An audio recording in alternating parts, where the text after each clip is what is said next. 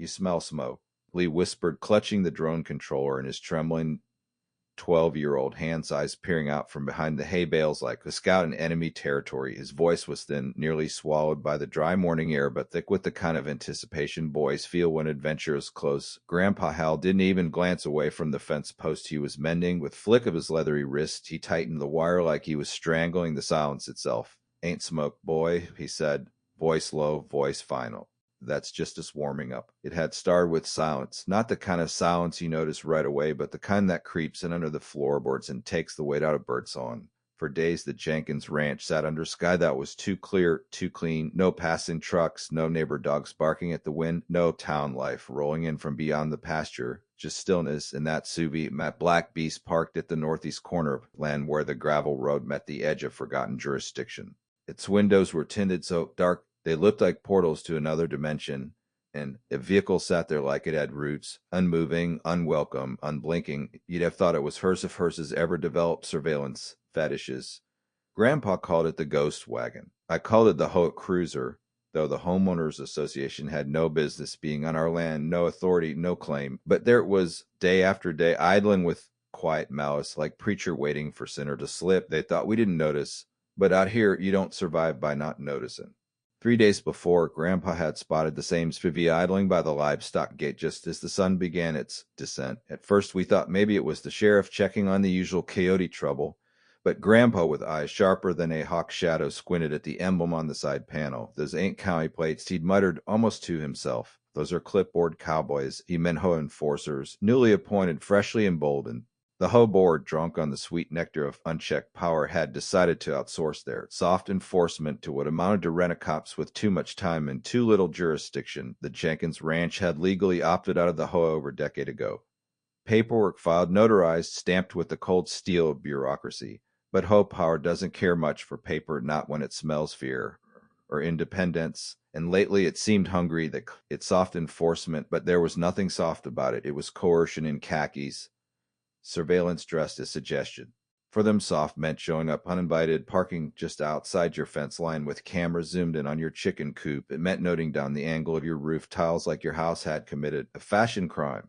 And that SUV, it wasn't vehicle, it was threat with turn signals. Lee had captured one of them talking into walkie on drone footage. "This place is code violation, Buffett," the voice had said, smirking through lens. I remember watching that clip with Grandpa. He didn't say a word, just stared jaw tight. The kind of tight that made men fold poker games without being asked. What the HOA didn't realize, what they never do, is that Grandpa Hal wasn't the kind of man who fights with fists or files lawsuits. He was the kind of man who waits, who watches, who draws lines, not out of anger, but geometry. Retired Vietnam combat engineer, he'd spent his youth building field traps that could stop tank with sapling and wire, and if they thought threes and fancy letterhead would scare him, then they didn't know who they'd park next to. That Civi returned on the third day, parked in the exact same spot. This time there was a parabolic mic protruding from the back window, angled like a weapon at our kitchen window. That's when Grandpa gave sound I hadn't heard in years. Not curse, not complaint. Grunt, deep, short, final. The kind of grunt that means things are about to get real country. By the time Lee whispered about the smoke that wasn't there yet, Grandpa had already filed the forms. That morning, he posed a deed driven into town in his battered Ford with a rolled-up map and a canister of fire retardant gel riding shotgun like an old war buddy. Pose. D visited the county office and filed an official burn permit. Reason: weed suppression, pasture management. The clerk stamped it without second glance. Everything was above board, everything legal, everything silent. Back at the ranch, I helped him lay the burn lines. Grandpa didn't talk much while working, but his movement spoke volumes. Every line of flame was traced in his head first, then on the ground with the kind of precision you'd expect from someone who once designed blast zones for NATO. The burn would follow the natural contours of the land, flow like river of heat, kiss the edges of the fence, and stop. Precisely, just before it reached the Suvi, ring of fire drawn not out of spite, but strategy. That night the wind shifted, dry wind, the kind that carried secrets and flame. Lee stayed up late prepping his drone for morning launch. Grandma Judy made tea and left a pitcher on the porch like she knew tomorrow was a show worth front row seats. And Grandpa, he sat in his old recliner, a cup of black coffee cradled in his palm, watching the Suvi through the window like it owed him rent. Hook still open, tension rising. What the HOA didn't know, and what makes the beginning of the story so satisfying. is that they were no longer dealing with passive piece of property. They were now locked in a slow war with the kind of man who never starts a fight but always finishes one. And this fight wasn't going to be about shouting or lawyers or even dignity. This was going to be about fire, the quiet kind, the planned kind, the kind you can't outlaw because it's written into the soil, blessed by county code, and managed by man who knows exactly what justice smells like when it starts to warm. And it was warming. So it was warming fast. The morning broke dry and steady, the kind of day where even the wind felt like it had somewhere important to be. Illy was already out near the old troughs, calibrating his drone under the golden slant of sunrise. The light made the grass look brittle, like one wrong breath would turn the whole field into tinder. But it wasn't chaos we were after, it was choreography. Grandpa stepped out of the shed wearing his fire-tarred vest-like armor, a drip torch in one hand, and a burn permit folded tight in the other, tucked into his breast pocket like a war medal. He wasn't smiling. He never smiled on days when things needed to be taught the hard way. From the porch, Grandma Judy called out warning like ritual. "Don't burn my roses again, Hal." He raised one callous thumb in response, then scanned the property general before battle. The lines we'd carved the day before with the precision of someone mapping minefield were still visible, marked by raked earth and faint trails of fire gel. They curved snaked, then looped in nearly perfect circle. One that just happened to encompass the patch of land where the HOA had decided to become permanent decor, that Suvi hadn't moved since it first arrived. We'd seen the men inside switch out once. Two enforcers wearing matching windbreakers and the kind of sunglasses that scream, "I have no jurisdiction, but I act like I do." They never stepped on our property, not officially, but their presence pressed against us like wet blanket.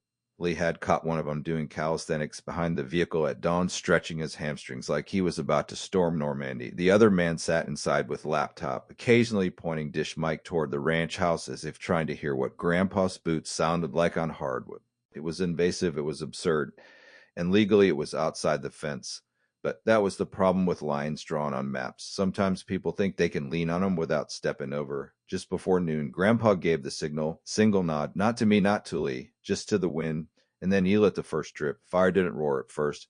It whispered, the kind of whisper that curls into the ears of dry grass and tells it to let go. The flames, their slow march along the perimeter, obedient to the plan. Lee's drone buzzed above us like mechanical hawk, capturing every curve and flicker from 200 feet up. The HOA officers inside that SUV noticed the fire around the same time it reached the midpoint of the northern arc. The driver leaned forward, squinting. The passenger stepped out, phone in hand, voice tight with disbelief. They hadn't heard the county fire notice. They hadn't read the burn schedule posted on the official registry, or maybe they had and assumed it wouldn't include them. They were wrong. What they also didn't know was that Grandpa had run the irrigation pumps in that quadrant of the pasture the night before. Not enough to flood. Just enough to soften. The ground under that SUV had turned into slick mud trap, undetectable to the eye, but perfectly engineered to deny traction. When the driver tried to back up, the tires spun like eggs on skillet. No movement, just steam. And maybe panic. One of the officers opened the door and stepped out. Exaggerated calmness that only made things worse. He began filming on his phone, narrating something about unauthorized agricultural activity, but the moment he tried to walk forward, his boot sank into the dirt like scoop into pudding. He cursed, waved his arms, and then did the one thing no man should ever do in front of country boy with camera. He slipped, not flat on his back, not dramatically, just slow, humiliating slide that ended in one knee and both hands muddy, Elise drone captured, all in glorious fork. The fire continued its path, always controlled, never close enough to pose danger. It danced just outside the boundary of recklessness, like a circus lion trained by a man who once taught explosives to NATO. Grandma brought out iced tea and offered it to the neighbors who'd started gathering at the fence line. Someone brought lawn chairs. Someone else set up portable speaker and began playing Johnny Cash. Ring of Fire never sounded so literal. Inside the circle, the Suvi hissed like trap beast. One of the men inside was shouting into a radio, his voice climbing in pitch like a man negotiating with a god he didn't believe in until now. But no cavalry came, no fire trucks, no sheriff, just the fire marshal pulling up 20 minutes later with his window down and coffee in hand. He stepped out, glanced at the perimeter, then at Grandpa, then at the clipboard in his hand. "This the burn permit?" he asked. Grandpa nodded, pulled the folded document from his vest, and handed it over without word. The marshal scanned it, checked the date, the coordinates, the reason, then looked up with a slow grin. "Well, I'll beat," he said. "You even got the wind pattern down to the hour." Damn fine burn line, Hal. Behind us, the crowd clapped. Not wildly, just enough to register appreciation, like applauding clean fence post or well-penned letter. Then came Grandma Judy, phone in hand, already live. And here, she said with mock solemnity, we observe the rare, endangered HOA officer in its natural habitat. Confused, cornered, and entirely unauthorized, the comment section lit up within seconds. People tuned in from 3 counties over. Someone added banjo music in post. Others began tagging local news stations. By the time the fire reached its final turn and curled back to where it started, the sous vide was still stuck, both officers still inside, alternating between frantic phone calls and angry gestures toward the drone above. Grandpa extinguished the final segment with a calmness that bordered on holy. He didn't gloat. He didn't speak. He just walked the line one more time, checking that every flame was dead, every settled. Then from the road, familiar rumble. Deputy Clay's cruiser pulled up slow, the man himself leaning against the door with sunflower seeds stuck between his teeth. He took one long look at the scene, then strolled up to the sous vide with the confidence of a man who knew this wasn't crime scene but lesson. You boys sightseeing? He asked through the glass. The passenger rolled down the window and launched into tirade about endangerment and federal codes. Clay raised one hand and cut him off. You're parked on private land. Got caught spying. Lucky Hal here is the quiet kind. Inside the sous vide, the air was thick with humiliation. Outside, it smelled like victory. Back at the house, Grandma Judy began slicing pecan pie. Do you think they learned anything? She asked, placing slice on chipped plate. Grandpa didn't answer. He was already at the table, carefully unfolding topographic map and marking something new in red pencil. Lee hovered beside him, eyes wide. Are we doing another burn? He whispered. Grandpa didn't look up. We're drawing lines, boy, he said. The kind they can't unsee. And the next day, when the host sent an email calling the fire reckless agricultural stunt, they made their mistake. They assumed the burn had been for show. It was step one. And the real fire hadn't even started yet. The morning after the fire, the ranch smelled not a disaster but a decision. The air held that rare aftertaste of something having been done right, where even the ashes seemed to settle into place with sense of. The burn line still glowed faintly in the early light, a perfect black ring hugging the earth like the signature left by a man who didn't shout but signed his name in smoke. The sous vide, meanwhile, sat right where it had the night before, sunken tires and all, now serving less as vehicle and more as monument to misguided authority. It hadn't opposed. He moved an inch. It wouldn't for a while. Grandpa Hal was already up, of course. He always was, as if sleep or indulgence reserved for people who didn't have things to keep straight. He sat at the table with his coffee mug, same oldest army ceramic with a chip on the handle, reading through the HOA's first retaliatory letter like it was the punchline to joke only he had heard. The envelope was cream-colored, the font formal, the language thinly veiled hostility disguised as civic duty. 17 violations. 17. Each one more absurd than the last. Unauthorized flame usage, excessive animal presence near public line of sight, fence paint noncompliance, disruption of neighborhood aesthetic continuity. They even included a photo of Grandma's scarecrow as if its bikini top had offended some ancient zoning spirit. Grandma laughed so hard syrup spilled onto the citation. Visual disruption, she snorted. Wait till they see what I'm planting next to the outhouse. But Grandpa didn't laugh. He smoothed out the pages like map, then disappeared into his study without word. When he returned, he had manila folder thicker than a church potluck recipe book. The sideboard deeds, photographs, maps, zoning exemptions, agricultural status certifications, and 3 letters of approval from state officials. He didn't argue with the letter. He answered it. By noon, he had printed 12 sets of the response, addressed them to every relevant department, and personally drove one to the HOA's office. He didn't knock. He just placed it on the reception desk with warm pecan pie and note that read, for your digestion. The pie and the paperwork. He nodded once at the stunned receptionist and walked out without waiting for reply. The next 2 days were quiet in the way. Predators grow quiet before they lunge. The HOA didn't respond immediately. Not in public.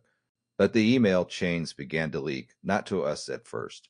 But neighbors started receiving them, copies forwarded by concerned residents who had begun to suspect something more sinister behind the HOA's veil of civility. One email titled, Emergency Jurisdictional Expansion Proposed Redrawing HOA Boundaries to Include Buffer Zones Around Uncooperative Properties. Coincidentally, the proposed map outlined perfect square that swallowed the ranch whole. Grandpa didn't flinch when Ali brought him printed copy. He just folded it once and slid it under the leg of the kitchen table where the wobble used to be. Then he got on the phone. Within a few hours, he had spoken to the sheriff, the county clerk, the fire marshal, and a woman named Meredith from the state agricultural board. an old friend who used to ride horses on our land as kid. That evening, she sent over a certified document reaffirming the ranch's protected agricultural status. Any attempt to regulate or intrude upon its operations without due process could be considered obstruction of commerce. Grandpa printed it on heavy paper, stamped it, signed it, and pinned it to the barn wall next to a faded photo of his first tractor. Just above it, he wrote in thick Sharpie, "Try me. Meanwhile, Lee and Nate, our wiry cousin who'd driven in from 3 towns over, had begun their own brand of retaliation, not with papers or permits, with humor, with spectacle. They built plywood replica of the HOA's sous vide, painted it black, doused the bottom in orange and red flames, and placed it just behind the real one in the pasture. From a distance, it looked like the vehicle was still trapped in fire. Then they erected a wooden sign beside it that read, 'Parking lot of shame,' with an arrow pointing straight at it. That afternoon, locals began driving by just to snap photos. By sunset, someone had turned it into meme. The HOA officers still hadn't left. Whether by stubbornness or sheer embarrassment, they remained trapped in their muddy purgatory, windows up, eyes shaded, pretending they weren't the attraction at the county's most unexpected roadside exhibit. But they left eventually. Late one evening, after the ground had dried just enough, they attempted a retreat, but as they backed out, one of their wheels nudged a wooden boundary post at the edge of the ranch and cracked it clean in half. Grandpa, standing on the porch with arms crossed, didn't shout. He just called out in voice loud enough to cross the field, "That post's older than your bylaws." One of the men muttered something about legal consequences. From across the road, Deputy Clay rolled down his window and said around a sunflower seat, "You break it, you buy it." Thus the Civitas appeared into the dusk with dented bumper and silence trailing behind it like confession too late for mercy. The next morning, the host struck back in the only way cowards know how, with bureaucracy. Another letter arrived. This one was thicker and colder. Inside were more citations, more veiled threats. It was clear now. They just enforce in rules. They were trying to bleed us dry through paperwork to outlast us with exhaustion instead of argument. But they didn't understand Grandpa. He didn't get tired. He got meticulous. He drafted response with legal precision, quoting county codes, agricultural laws, federal land exemptions. He included maps, timestamps, drone footage, and soil reports. He referenced their own bylaws, their own contradictions, and gently reminded them that any action could be construed as targeted harassment. Then he mailed it all again, certified, notarized, and with another pie. This time it was apple.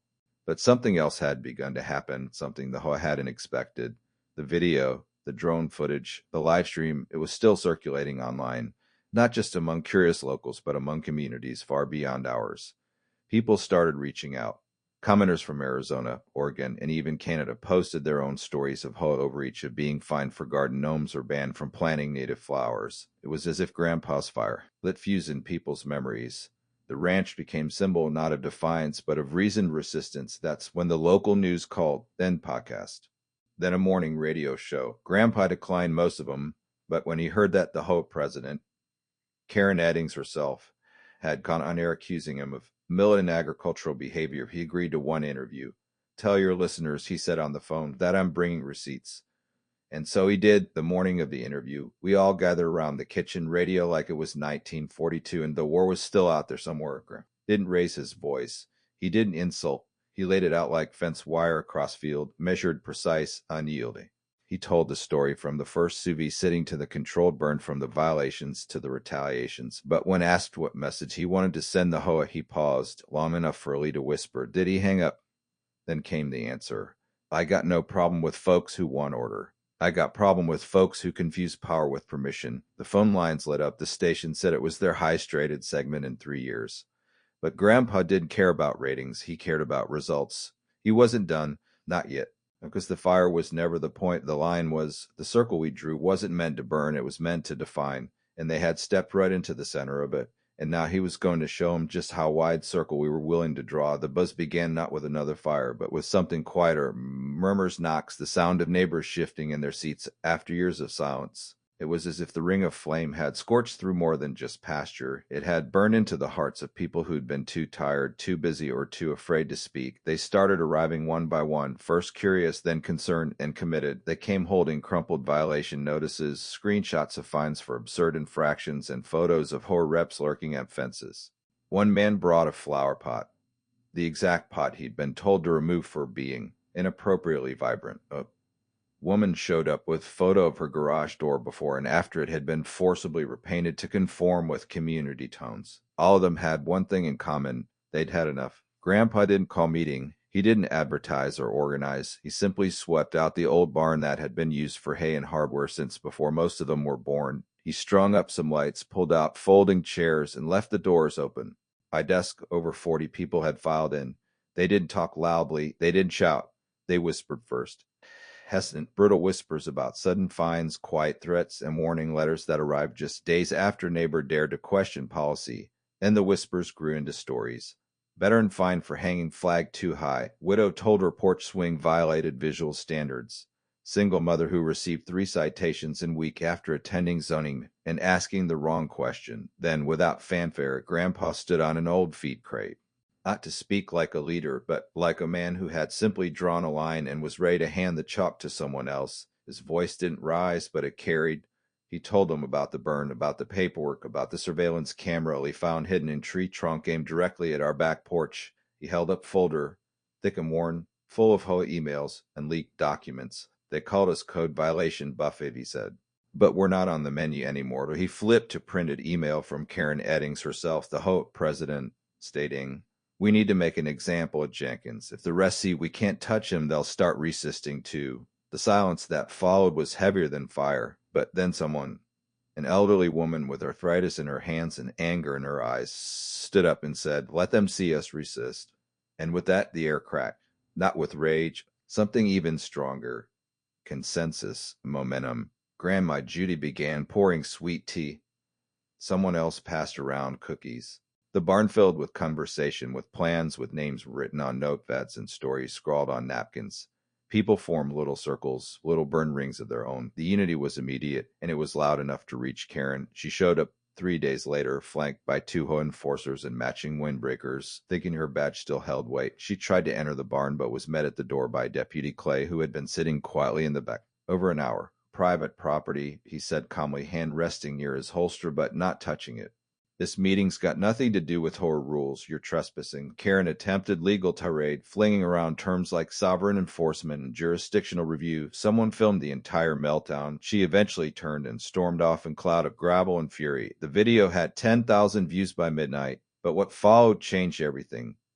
Package arrived at the ranch. Not threat, not letter, USB drive, delivered anonymously. A marked envelope that contained recordings, internal HOA meetings, private conversations.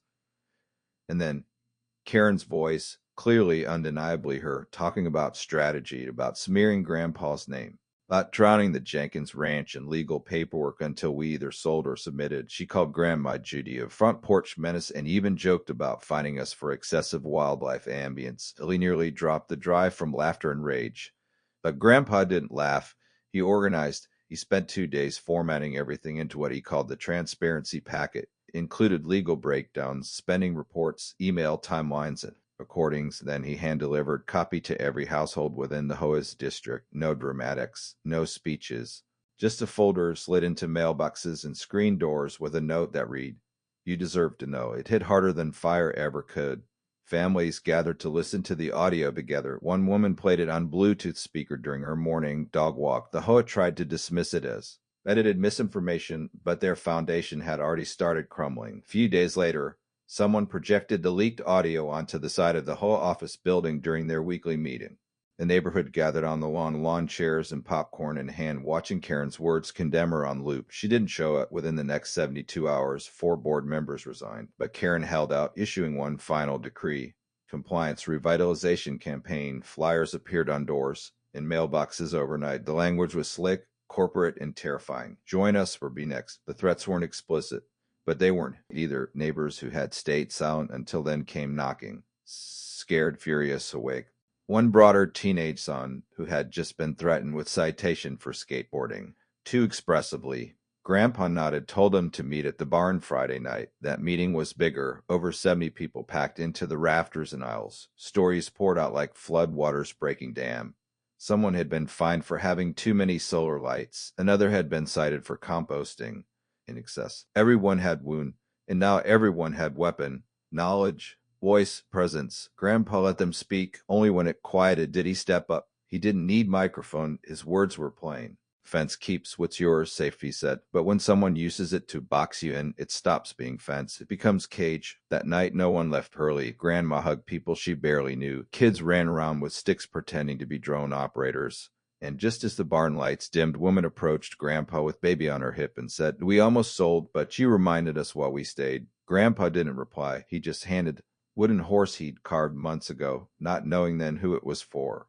That gesture spread faster than wildfire. The next morning, a local judge, Harold Langston, retired and respected, posted an open letter online. He'd read the transparency packet, listened to the recordings, and reviewed the HOA charter. His conclusion was clear: systemic abuse of authority. He called for an emergency review, an independent audit, and the immediate freezing of all HOA enforcement actions. Karen Eddings, finally cornered by more than public shame, announced she would sue Grandpa for defamation, for trespass, for property endangerment. She arrived at court with a lawyer, a briefcase, and a posture too stiff for someone who'd been proven wrong on tape. Grandpa showed up in clean jeans with Deputy Clay and Tanya, the former HOA employee turned whistleblower. At his side, the judge read the evidence, reviewed the permit, heard Karen's rant, and dismissed the case in under 12 minutes. Cameras caught Karen screaming on the courthouse steps, at Tanya, at Grandpa, at Squirrel that had the misfortune existing nearby. By morning, she had scrubbed her online presence and resigned in an email that no one bothered to print. She was gone, but the story wasn't, because this wasn't just about one ranch anymore. This was about the circle we'd drawn. And everyone who decided to step into it, and the fire, it hadn't died. It had simply changed shape. It now burned in every mailbox, every story, every neighbor who finally looked their fear in the face and said, "Not today." The days that followed Karen Eddings' resignation carried the strange hush of Storm's retreat. Quiet, but thick with aftermath. The whole office stood mostly vacant, its windows dark blinds drawn like the building itself was embarrassed. No new citations arrived. No letters. No one parked outside our fence line. For the first time in months, the mailbox held nothing but seed catalogs and a postcard from Cousin Lonnie in Montana. The absence of pressure felt unnatural, like a guitar with slack strings. But Grandpa wasn't fooled. He never mistook silence for surrender. Instead of celebrating, he cleaned his boots, filed away court papers, and labeled a new manila folder future nonsense. It sat beside his recliner, thickening day by day with records, timestamps, photographs, and hand-drawn map of the community marked not with borders but with names. Neighbors who had spoken, neighbors who were waking up, neighbors who had once whispered and were now shouting. The community, long divided by fear and fine print, was reshaping itself. Tanya joined the transitional committee, along with old Judge Langston, Grandma, and 3 other residents who had once never spoken to each other beyond polite nods over trimmed hedges. They gathered weekly, rotating houses, drawing up what would soon be called the new charter. Document built not on control, but on cooperation. They debated every clause. They removed every backdoor rule, every vague statute used to punish chicken coops and pork hullers. Transparency became law. Votes became mandatory for decisions. Enforcement was stripped from the few and given to the many. No more clipboard diplomacy. No more unchecked power. A vote for ratification was scheduled for the last Sunday of the month. Everyone in the HOA district was eligible. Word spread quickly. Flyers were pinned to local boards, handed out at the feed store, even taped to gas pumps. Your voice matters. Make it count. It wasn't slick or flashy, but it worked. People came out of the woodwork. Folks we hadn't seen in months showed up at the barn just to talk. Some still carried their fear like second skin, but most had shed it. A man once fined for growing wildflowers now walked around with a mason jar full of sunflower seeds, offering to help anyone interested in native planting. A teenager who'd been ticketed for painting mural on his garage now led team repainting community benches. The shift was tangible, and it pulsed with something Grandpa hadn't felt in years: trust. But not everyone welcomed the change. At first, small group of former board loyalists, organizer assistants. They held their own meetings, whispered about losing order and the danger of mob rule. One of them tried to call for delay in the charter vote, citing procedural technicalities, but the petition only earned 7 signatures. Turns out when you base system on fear, it doesn't leave many loyal friends behind when the fear fades. Still, the pushback reminded Grandpa of something he never forgot. Complacency is slow infection. So, when the county commissioner invited him to speak at formal hearing on autonomy and property rights, he didn't decline this time. He just asked if jeans were acceptable. They were on the day of the hearing. Grandpa showed up with A button-down shirt, boots polished with saddle soap, and his army mug tucked inside the paper bag. He didn't bring speech. He brought story. He told them about drones and scarecrows, about fence lines and audio leaks, about how power pretends to wear uniforms but usually just shows up in khakis with clipboard. He ended by saying, "The land teaches you something bureaucracy forgets. If you dig too deep into a place you don't own, you're bound to hit root that doesn't move." The room didn't applaud. They stood. All of them. Not because they were told to, but because sitting suddenly felt wrong. The commissioner issued public statement days later praising the Jenkins case's model for community-led reform. But what mattered more were the calls we began receiving, not from politicians, from farmers, ranchers, city folk stuck in suburban HOA nightmares. They sent letters, emails, even recorded messages. Some angry, some emotional, all grateful. Grandpa read every one. He stored them in a shoebox labeled letters from the people, and then came the ceremony. The county agricultural board sent delegation to the ranch. Nothing fancy, just few suits, clipboard, and certificate naming the Jenkins property state recognized model for compliant controlled burns and rural land management. They asked Grandpa to mentor younger farmers. He agreed on one condition. They bring their sandwiches. He wasn't sharing brisket with bureaucrats. The certificate now hangs in the barn next to the transparency packet in the charred circle burned into the pasture. Still visible, still perfect. It's become something of monument, not official, not loud, but permanent. And when we decided to host community celebration, not rally, just gathering, we didn't have to advertise. Word had already spread. We call it the Burn Line Barbecue. Neighbors brought tables. Someone installed makeshift stage, old trailer bed. Local band offered to play for free. Grandma cooked for 2 days straight. Police set up a projection wall on the side of the barn and replayed the drone footage, but not the humiliations, just the line. The fire drawing itself, curling like silent lesson in boundary and consequence. Nate unveiled the sculpture at sundown. Small sous vide made from scrap metal painted with plastic flames mounted on stone with plaque that read, "Here lies the last trespass." People laughed. Some cried. Most stood quietly, hands in pockets, watching. Kids ran through the field, chasing fireflies like sparks, looking for something to ignite. Grandpa didn't say much. He never did. He stood by the fire pit with his arms folded, eyes fixed on the edge of the field where the blackened grass still told the truth. I walked up and asked him what he was thinking. He said, "If folks knew how much peace came from standing your ground, they'd stop giving it away so cheap." Near the end of the night, woman approached him. She had tears in her eyes, and young boy at her side. She said she'd been days away from selling their home. Tired, bullied, sick of fighting, but the fire changed that. It reminded her that the land doesn't just feed your body, it feeds your spine. Grandpa didn't say a word. He just knelt, pulled something from his pocket, and handed the boy tiny car Porseed whittled months ago without knowing why. The boy beamed, and his lease drone buzzed overhead, its light blinking like watchful star. I realized something. This wasn't story about winning. It was story about drawing line and watching others find the courage to step. The vote passed unanimously. The new charter was ratified. The HOA was reborn. Not as an enforcer, but as servant of the community. Power didn't vanish. It changed hands. And every rule now came with question. Does this serve us or scare us? That question alone rewrote the future. And so the ranch settled, not into quiet, but into something better. Clarity. Grandpa still rises before dawn, still walks the fence lines, still keeps his folder labeled future nonsense just in case. Because he knows something most don't. Fire doesn't just destroy, it defines. And once you learn how to control it, you don't use it often. Just when someone needs to be reminded what a line really means and what happens when you try to cross it.